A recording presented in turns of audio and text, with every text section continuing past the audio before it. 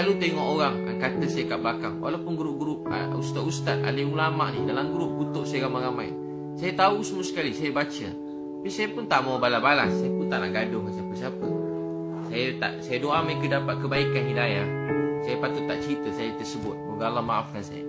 Jadi bila benda-benda macam tu saya terbaca, saya tahu ulang-ulang kali orang kata saya yang update status sana sini.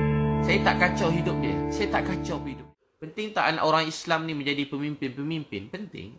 Supaya mereka boleh ajak manusia kenal Tuhan, kenal Allah. Supaya mereka boleh tunjuk akhlak Islam. Penting. Penting. Tujuan tunjuk akhlak Islam. Bukan nak tunjuk hebatnya kita sebagai pemimpin. Nak tunjuk hebatnya kita sebagai orang kaya. Tak. Tapi nak tunjuk akhlak Islam. Jadi penting. Urusan hati malam-malam nangis. Hati ni memang berubah-ubah. Kadang sombong. Kadang orang puji kita lupa diri. Nangis ke Allah. Nangis. Ya Allah tolong maafkan saya. Bersihkan hati saya Allah. Saya terkesan dengan pujian orang. Saya rasa mulia.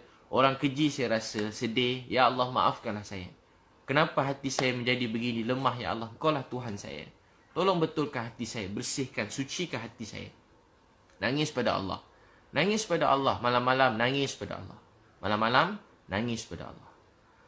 Malam nangis. Ya Allah bersihkan hati saya. Maafkan saya Allah. Ampun dosa saya. Usaha habis-habisan. Tapi malam-malam nangis pada Allah. Usaha. Guna segala apa yang kebolehan, nikmat yang Allah beri pada kita. Kita tolong orang lain. Penting jadi berjaya. Penting jadi pemimpin. Penting jadi kaya. Penting. Tapi setelah kita kaya, jangan pandang rendah pada orang miskin. Tengok orang miskin sayang. Sebab doa dia, Allah terima saya. Selalu tengok orang miskin, mungkin sebab doa pakcik ni, hidup saya berkat. Ni doa mak saya. Doa mak saya. Saya selalu fikir kalau saya dapat apa-apa nikmat, ni mesti doa mak saya. Ni mesti doa mak saya. Baru ni bila saya pergi hospital Serdang. Mak saya sakit kat sana. Jumpa Datuk Dr. Arif kan. Yang ubat mak saya dulu. Dan seorang lagi pengarah yang hebat. Saya sampai-sampai, saya masuk, saya nangis. Saya teringat dulu, saya kelang kabut nak tengok mak saya. Saya tak sempat berbual dengan mak saya saat akhir dia. Masa saya masuk hospital tu, saya nangis. Bila masuk lagi, baru semalam kemarin, saya masuk situ, saya nangis. Sebab kat situ mak saya pergi, meninggal dunia. Saya tak sempat cakap-cakap dengan dia. Saya rindu mak saya. Saya rindu suara dia. Saya sayangkan dia. Saya percaya kalau ada apa-apa kebaikan yang saya dapat buat sekarang, ini semua doa mak saya. Hanya Allah yang balas kebaikan doa mak saya buat saya.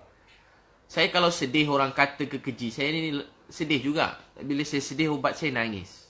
Nangis pada Allah. Dan bila saya sedih, saya kata, ya Allah, kalau ada pahala untuk sabar ini, saya hadiahkan untuk mak saya. Saya hadiahkan untuk mak saya. Saya hadiahkan untuk mak saya.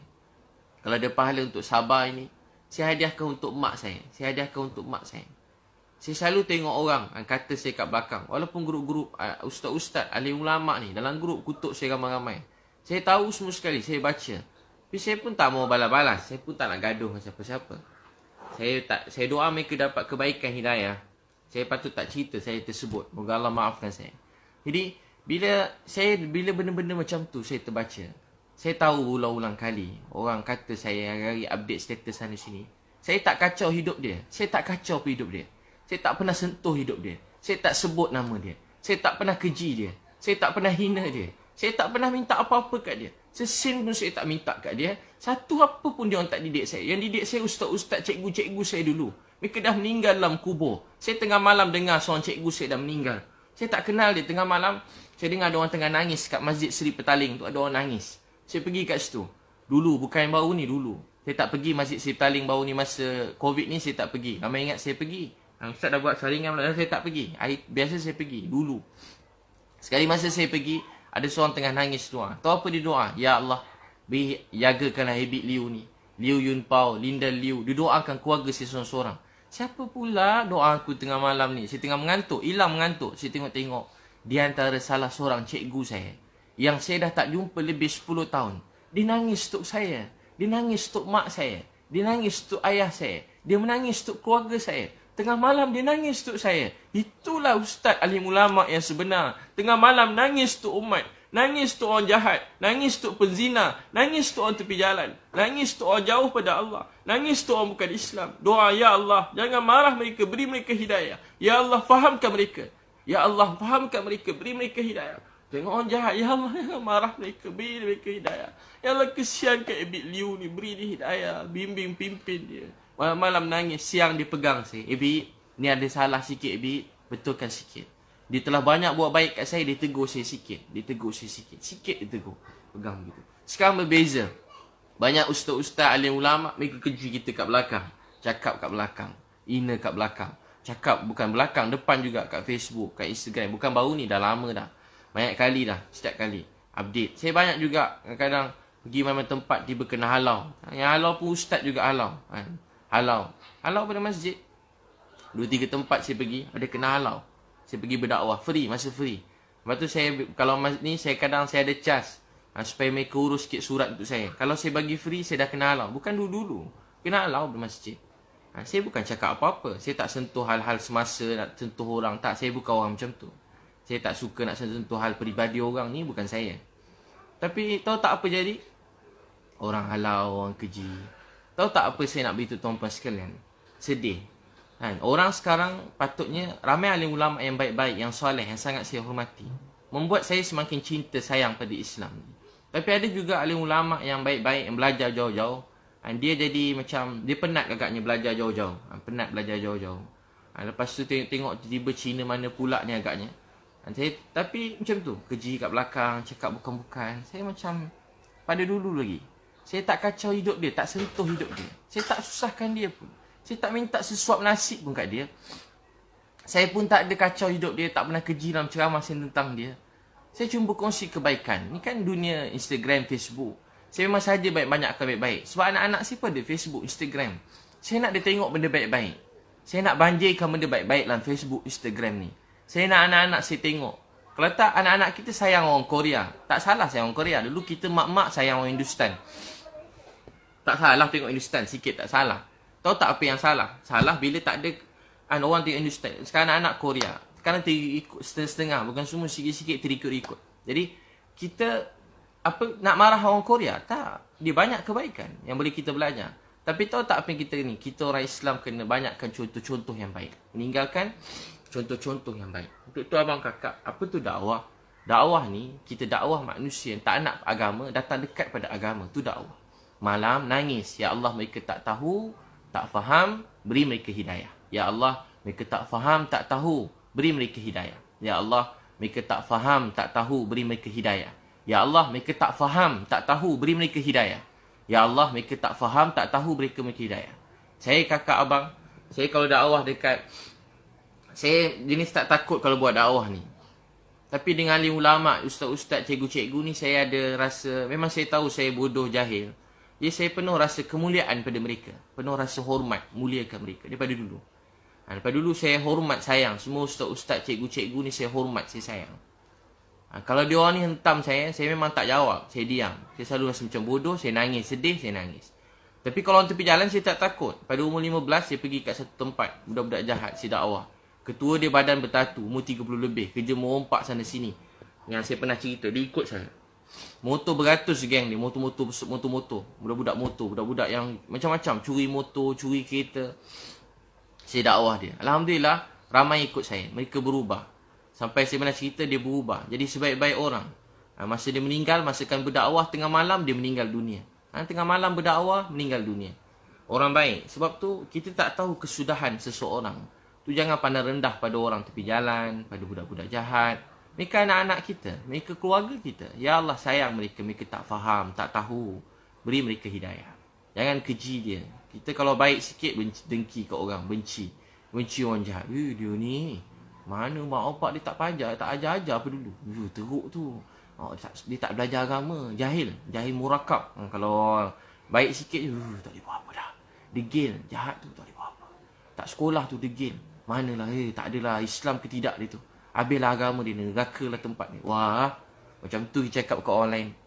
Kalau orang jahat cakap begitu pada orang baik, munasabah, sebab hati dia sempit. Tapi kalau orang-orang yang belajar agama, orang yang takut pada Allah, keji orang jahat, jadi kat mana iman dan Islam dalam hati kita? Lepas tu kalau jumpa alim-alim yang benar-benar alim, mereka sangat memuliakan orang lain. Kalau orang jahat pun mereka sayang, ini kan pula pada orang baik-baik, mereka sayang. Kita tengok alim ulama' penuh rasa hormat, rasa respect, hormat pada mereka. Jadi tuan-tuan dan perempuan yang Allah SWT sayangi, tu bila sedih, jangan sedih, percaya kita ada Allah. Baca inna lillahi wa inna ilaihi raji'un. Semua daripada Allah, kembali pada Allah. Allahumma ajurni. Ya Allah, ganjar ke atas musibah ini dan gantikan dengan yang lebih baik. Percaya ujian ni sebab Allah sayang. Bagus juga bila orang cakap. Saya pula kalau orang makin cakap makin semangat. Orang cakap makin semangat. Makin semangat. Makin semangat. Malam orang macam-macam. Saya order satu lori besar. Memang saya saja je. Orang kata ustaz nak tunjuk. Memang saya saja nak tunjuk. Memang saya nak menunjuk. Menunjuk apa? Supaya orang bukan Islam mudah-mudahan dapat hidayah. Memang saja nak menunjuk supaya orang-orang yang ni dapat cepat dibantu. Sekarang bukan soal siapa nak menunjuk, siapa tak menunjuk. Soalnya ramai orang lapar kat rumah. Sebenarnya soalnya ramai orang lapar kat rumah. Saya pergi rumah, ada banyak rumah, 30 rumah hari satu kami pergi. 30 rumah pergi hantar makanan. Keluar-keluar tak ada tangan ada. Ada yang tak ada kaki. Ada yang buta. Apa dia nak makan sekarang? Dia kerja apa? Dia kerja urut orang. Sekarang dah tak boleh urut orang yang buta. Tak boleh urut orang. Dapat duit bantuan ada. Bukan tak ada. JKM pun ada. Zakat pun ada. Tapi berapa sangat? Berapa sangat? Cukup kakak duit berapa ratus sebulan cukup? Seberapa ratus je sebulan nak bayar. Mungkin rumah pun dia tak dapat zakat. Tapi cukup tak? Tapi tak cukup. Jadi kita, apa kita boleh buat? Kita walaupun dapat bantu mereka sikit pun tak cukup. Tapi korang-korang kita ada buat sesuatu. Kesian kat mereka. Ada yang dah tak ada makan. Baru pergi satu tempat rumah orang susah. Kat KL ada tempat orang susah. Kita bagi hantar beras. Dia ambil isi. Dia seorang yang hantar SMS. Kita hantar kat rumah dia. Dia orang bagi-bagi. Beras tu, dia boleh bagi-bagi kawan-kawan dia. Apa makanan dapat tu, dia bagi-bagi. Dia panggil jiran dia. Sebab dia orang tak makan dah tak ada dah. Hantar bagi-bagi jiran. Dapat 2 sardin, bagi 1 sardin kat jiran. Gula pun dia ni. Saya tengok tak apa panjangan. Nanti kita suruh dia orang hantar lagi. Dia orang ambil lagi. Hantar. Stok banyak. Hantar. Bagi kat semua orang dapat. Tahu tak apa dia abang kakak? Sekarang bukan soal tu. Soal ramai orang lapar. Nabi SAW sebut kita tidur dalam keadaan kenyang. Jiran kita lapar. Allah tanya kita ke akhirat. Kita tidur kenyang. Jiran kita lapar. Allah tanya kita di akhirat. Kita tidur kenyang. Jiran kita lapar. Allah tanya di akhirat. Jadi, kita kena tolong seramai orang. Ini kan pula ada adik-beradik kita lapar. Tolong dia. Ni waktunya. Bukan hari-hari datang COVID-19. Datang waktu ni je. Di waktu ni untuk tunjukkan apa kita nak tunjuk pada Allah. Tunjuk ke Allah. Ada sekali Anas bin Nadar jumpa Nabi. Dia kata, ya Rasulullah, dia tak dapat pergi perang Badar. Dia sedih, nangis. Anas bin Nadar. Anas bin Nadar ni pakcik Anas bin Malik. Anas bin Malik. Jadi, dia jumpa Anas bin Malik. Bila jumpa Anas bin Malik radhiyallahu anhu, bapa saudara Anas bin Malik. Dia tak dapat pergi Badar. Dia kata, ya Rasulullah, saya nak tunjuk pada Allah. Apa yang saya boleh buat untuk agama ni? Saya nak tunjuk pada Allah. Apa saya boleh buat untuk agama ni? Saya nak tunjuk pada Allah. Apa saya boleh buat untuk agama ni? Dia pergi perang Uhud. Masa pergi perang Uhud, apa jadi? Musuh datang pada atas bukit. Naik atas bukit tu. Kemudian musuh datang. Dan dia kena tikam bahagian depan 80 kali. Sekali dah mati, 80. Dia kata apa? Saya nak tunjuk pada Allah. Saya nak tunjuk pada siapa? Nak tunjuk pada Allah. Jadi kita buat baik ni memang nak menunjuk. Nak tunjuk ke Allah. Nak tunjuk, ya Allah, apa yang saya boleh buat untuk agama ni? Anas bin Nadar beritahu kat Nabi, ya Rasulullah, saya nak tunjuk pada Allah, apa saya boleh buat untuk agama ni? Jadi masa COVID-19 ni, apa kita nak tunjuk pada Allah? Apa kita nak tunjuk pada Allah? Apa yang kita buat untuk Islam ini? Apa yang kita buat untuk agama ini? Apa kita buat untuk masyarakat, untuk manusia yang lain? Untuk abang kakak, kita mula bantu keluarga kita, bantu mak ayah kita, bantu adik-beradik kita, tanya khabar, bantu isteri kat rumah, bantu anak-anak, kan? Bantu keluarga semua sekali. Bantu keluarga kita. Jadi selalu baca doa tu. Inna lillahi wa inna ilaihi raji'un. Allahumma ajurni fi musibati. Wa akhlif li khairan minha. Ya Allah, ganjar kata musibah ini dan gantikan dengan lebih baik. Bila abang kakak baca tu, Allah akan beri kita musibah. Allah akan beri kita kebaikan. Hadis Nabi. Siapa menunaikan hajat saudara dia, Allah akan tunaikan hajat dia di akhirat nanti. Kita suka tunaikan hajat saudara. Tunaikan hajat saudara kita. Tunaikan hajat saudara kita. Tunaikan hajat semua saudara kita. Jadi hidup untuk Allah sayang kita. Hidup untuk Allah sayang kita. Ustaz Wadi yang meninggal dunia ni, dia selalu cakap kat saya, kalau orang cakap kat kita, jangan diam. Bagi ceramah terus ke orang tu. Sesiapa cakap kita keji, kita jangan diam. Pergi jumpa dia, ceramah dia. Pergi jumpa dia, dakwah dia dengan kasih sayang. Pergi jumpa, dakwah. Jangan simpan. Kalau simpan sangat, kita sakit hati seorang-seorang. Jumpa, luar. Jumpa, cakap, dakwah dia. Dan siapa kalau perempuan diujikan, orang cakap yang tak baik, cakap balik kat dia. Dan malam nangis ke Allah. Nangis ke Allah. Malam nangis ke Allah. Bukan dakwah dia untuk marah dia, tak. Dakwah tu untuk terangkan pada dia. Beritahu kat dia. Sebenarnya kita tak perlu terang kat orang pun. Orang nak faham ke tak faham, tak apa. Kita buat untuk orang. Kita buat untuk Allah sayang kita. Kita buat untuk Allah sayang kita. Pujian, kejian orang, penghinaan orang ni tak penting. Yang penting, kita hidup untuk Allah sayang kita. Hidup untuk Allah sayang kita. Jadi tuan-tuan dan puan sekalian, untuk tu kita niat begitu. Memang ada orang memang kerja dia menyakitkan hati orang. Tak berhenti. Memang mana-mana macam tu. Dengan nulis ni pun boleh. Ada orang sakitkan hati orang. Ada orang sikit je cakap, tapi menyakitkan hati semua. Dia tulis sikit je, dia boleh sakitkan hati orang. Tapi kita jangan terkesan dia cakap. Sebab dia pun tak bagi kita sesuap nasi. Kita pun tak tu hutang dengan dia. Kita pun tak ada buat salah kat dia. Jadi kalau dia buat kat kita, tak apa. Dia sebenarnya sedang pahala. Ada Hasan Basri, kalau orang mengata dia bagi hadiah.